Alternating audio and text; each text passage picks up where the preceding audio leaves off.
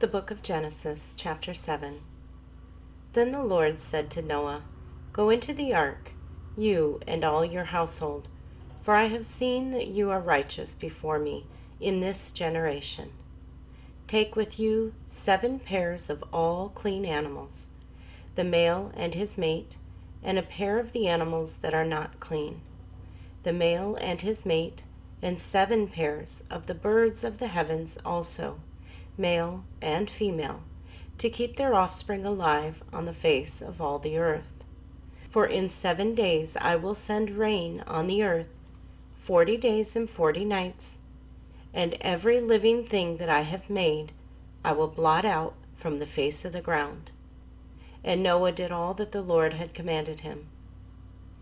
Noah was 600 years old when the flood waters came upon the earth.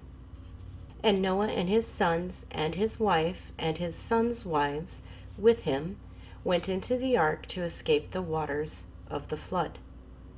Of clean animals and of animals that are not clean, and of birds and of everything that creeps on the ground, 2 and 2, male and female, went into the ark with Noah, as God had commanded Noah. And after 7 days the waters of the flood came upon the earth. In the 600th year of Noah's life, in the 2nd month, on the 17th day of the month, on that day all the fountains of the great deep burst forth, and the windows of the heavens were opened, and rain fell upon the earth 40 days and 40 nights. On the very same day Noah and his sons, Shem and Ham and Japheth, and Noah's wife, and the 3 wives of his sons with them entered the ark.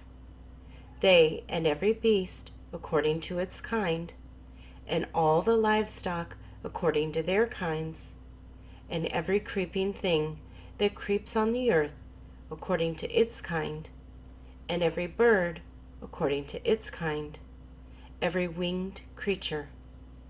They went into the ark with Noah, 2 and 2, of all flesh in which there was the breath of life.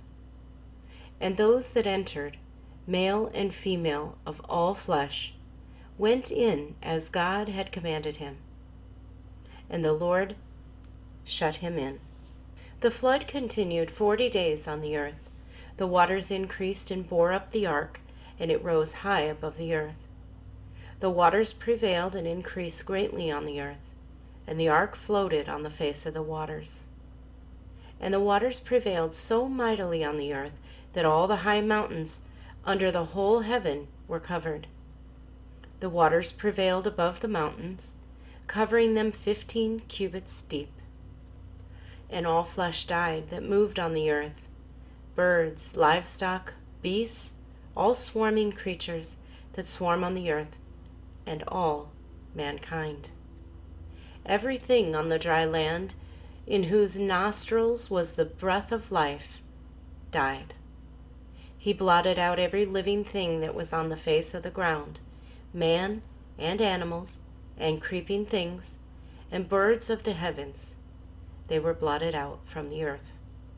Only Noah was left, and those who were with him in the ark.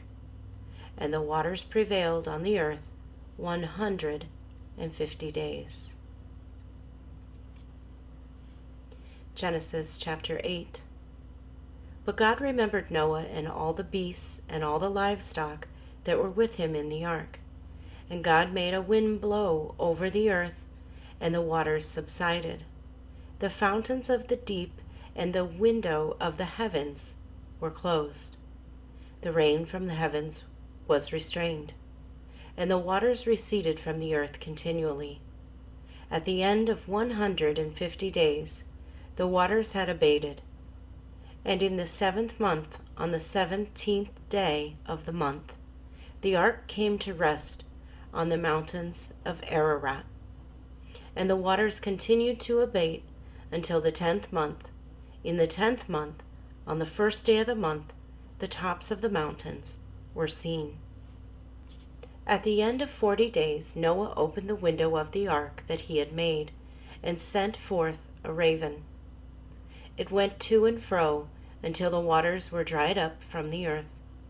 Then he sent forth a dove from him, to see if the waters had subsided from the face of the ground. But the dove found no place to set her foot, and she returned to him to the ark, for the waters were still on the face of the whole earth.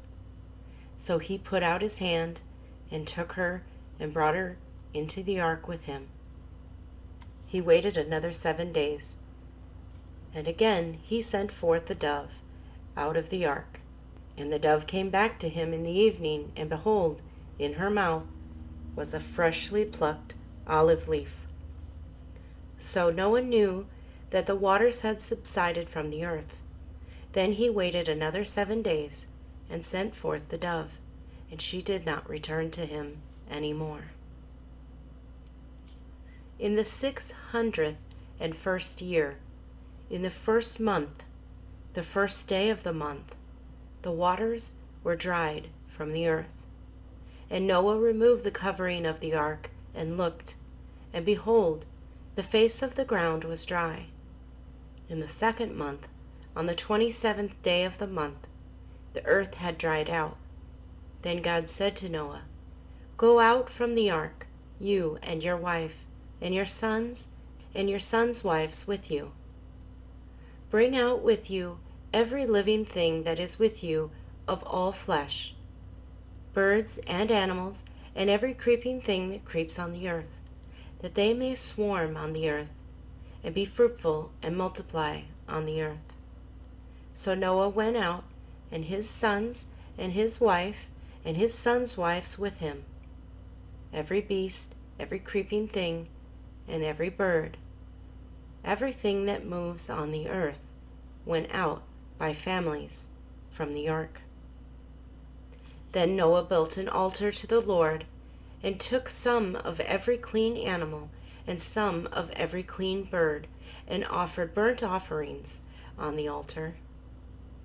And when the Lord smelled the pleasing aroma, the Lord said in his heart, "I will never again curse the ground because of man, for the intentions of man's heart is evil from his youth. Neither will I ever again strike down every living creature as I have done. While the earth remains, seed time and harvest, cold and heat, summer and winter, day and night shall not cease."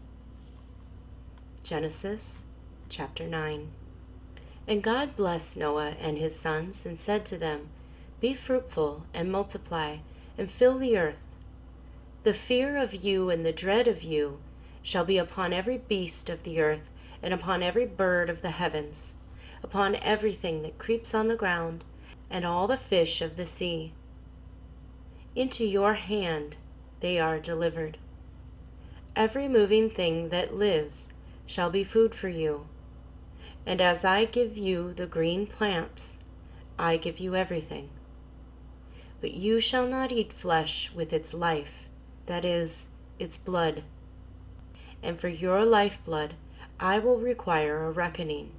From every beast I will require it, and from man. From his fellow man I will require a reckoning for the life of man. Whoever sheds the blood of man, by man shall his blood be shed. For God made man in his own image.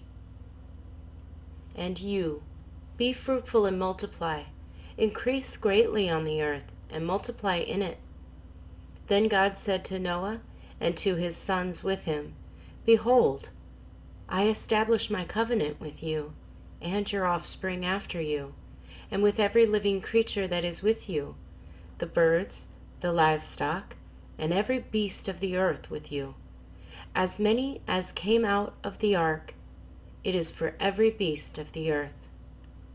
I establish my covenant with you, that never again shall all flesh be cut off by the waters of the flood, and never again shall there be a flood to destroy the earth." And God said, "This is the sign of the covenant that I make between me and you and every living creature that is with you. for all future generations.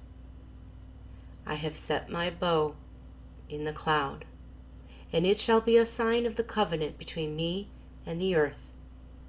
When I bring clouds over the earth, and the bow is seen in the clouds, I will remember my covenant that is between me and you, and every living creature of all flesh. And the waters shall never again become a flood to destroy all flesh. When the bow is in the clouds, I will see it, and remember the everlasting covenant between God and every living creature of all flesh that is on the earth. God said to Noah, "This is the sign of the covenant that I have established between me and all flesh that is on the earth." The sons of Noah who went forth from the ark were Shem, Ham, and Japheth. Ham was the father of Canaan. These three were the sons of Noah, and from these the people of the whole earth were dispersed. Noah began to be a man of the soil, and he planted a vineyard. He drank of the wine and became drunk, and lay uncovered in his tent. And Ham, the father of Canaan, saw the nakedness of his father, and told his two brothers outside. Then Shem and Japheth took a garment and laid it on both their shoulders, and walked backward and covered the nakedness of their father. Their faces were turned backward, and they did not see their father's nakedness. When Noah awoke from his wine and knew what his youngest son had done to him, he said, "Cursed be Canaan, a servant of servants shall he be to his brothers."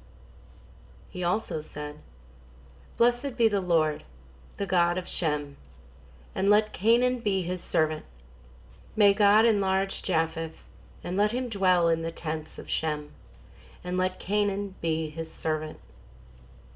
After the flood, Noah lived 350 years. All the days of Noah were 950 years, and he died.